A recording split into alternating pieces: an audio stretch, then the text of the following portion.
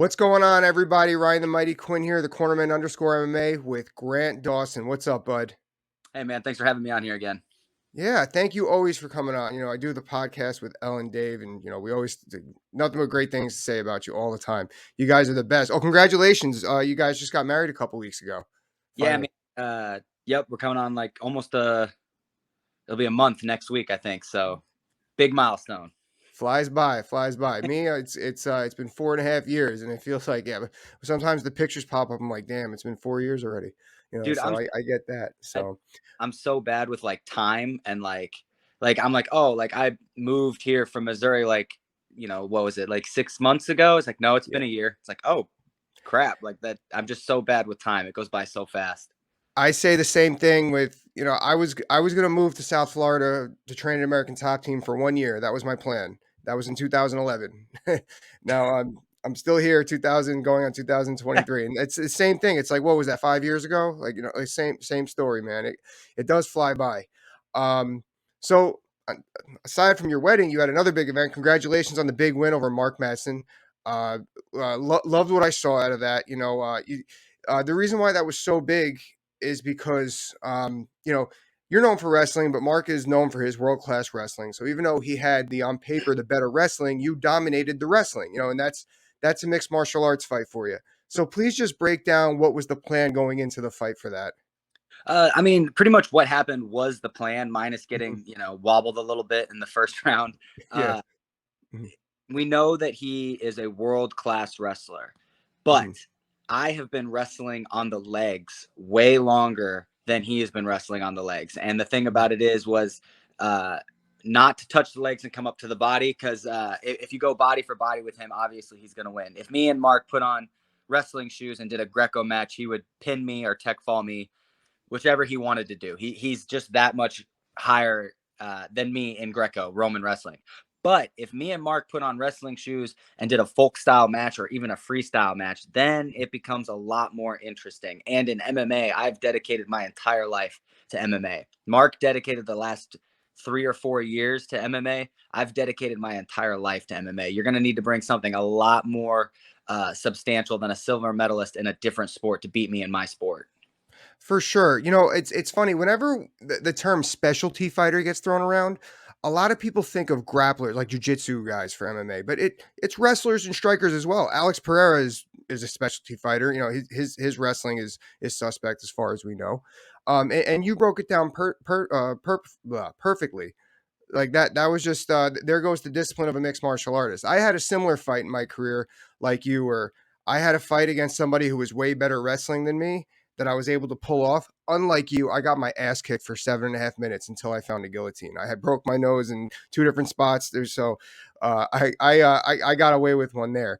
But last time we spoke, I see you got a Arc Trooper on there right now. I know you're a big Star Wars fan.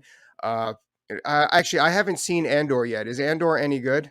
I'm gonna let you in on a little secret. I haven't seen it either. Okay. I've so like seven of my favorite shows like all came out at the same time. Like the I know it's been a minute, but like I haven't gotten to The Witcher. I haven't gotten to The Boys. I haven't gotten Hmm. to we're watching Willow right now, and that's coming out week Yeah. by Oh, week. today. Yes. Yeah, yeah. But so yeah, it's just there's so many shows out right now, and I'm gonna be completely honest with you. Andor, like that character wasn't. I don't like Rogue One. Rogue One I, is I I um I appreciated Rogue One when I saw it, but I didn't care to go back to it either. dude, there's It one good scene in Rogue One, and that's the end where Darth Vader starts. goes crazy. Yeah, yeah. That's basically what I said, and that was Yeah, the great gist scene, of it. Hmm. great scene.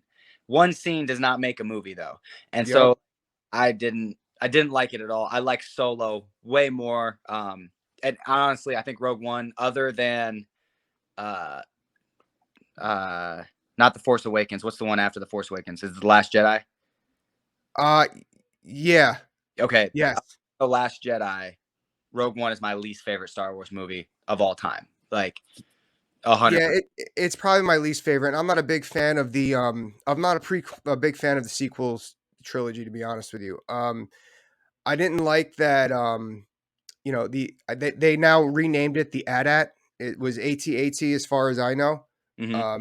And I didn't like that stuff. But speaking of Star Wars spaceships and vehicles like the AT-AT slash AT-AT, I happen to have a very special Micro Machine collection, Star Wars Micro Machine collection. As far as I know, they're going up in value by the day. Would you be interested in maybe purchasing said Micro Machine, Star Wars Micro Machine collection? I'm good, man. Thanks, though. I Yeah, appreciate. yeah. Listen, we could talk about that some Yeah. other time. It's not a big deal. It's cool. Anyway, but back to Willow. I was laughing in the first episode when what do you call? Oh, when they're doing the finger test. Hmm. And I'm like going to me, I like figure everyone's seen Willow. I go to my wife, get it? And she's like, what are you talking about? I was like, man, forget it. You got to just watch it. So I made her stay up and watch the whole movie after. But all right. So Star Wars Willow, Mark Madsen. You had a beautiful call out over Tony Ferguson. Anything to come to fruition with that? Or did they say what's going on maybe for your next fight or timeline or anything along those Uh, lines? they haven't said no, but they haven't said yes. So I Okay. think they're kind of. I think they want to see what Tony wants to do. I think that's what they're kind of seeing because and Tony's the type of guy. He's definitely earned if he wants some time off. Hmm. He should get some time off. If he wants a different fight, honestly, I'm down for that too because the guy has earned so much and he's fought literally everybody under the sun. But my return time is looking like March. That's what I'm trying. I'm trying to kind of aim for maybe March 18th against Paddy Pimblett. Maybe I don't know. All So, right. Okay. I was gonna let you bring that up. I know he said something off color in his pre-fight conference about one of your victories, and so that's a possibility. That's a flash in the pan right now, huh? I mean, anything's possible, but I highly doubt. He can talk about he can talk all the crap he wants. He can say this, he can say that, he can call me dog crap. He can say that he would have put up Mhm. a better fight against Islam Makhachev, than Charles Oliveira did. But after seeing, his performance against Jared Gordon, who is a very good fighter, but after seeing Mhm. that performance, I think everybody knows the truth. I think I think Paddy Pimblett knows the truth. And the truth is Paddy Pimblett is just a scared little kid who's trying to play MMA fighter. And he's gonna come face to face with a real fighter someday, and it's not gonna be pretty. And I know it's not gonna be me. They're gonna keep him away from me, and he's gonna talk a bunch of crap, and he's gonna comment on things about how I suck. But at the end of the day, he won't sign the dotted line against me. No way.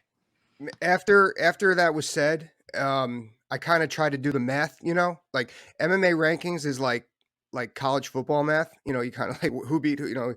And I feel like he's like 4 or 5 fights, generously speaking, 4 fights behind you. If you follow what I mean, like he needs to win 4 in a row, and you need to like take the year off. Like that. Like that's kind of how I feel. But things happen. I mean, granted, it's still a big fight if you get it. But you're number 14 in the world right now, as of this morning, I believe. So I mean, you're going up. So we'll see what happens with that. Tony's another great fight. So you said like probably the spring. I'm sorry.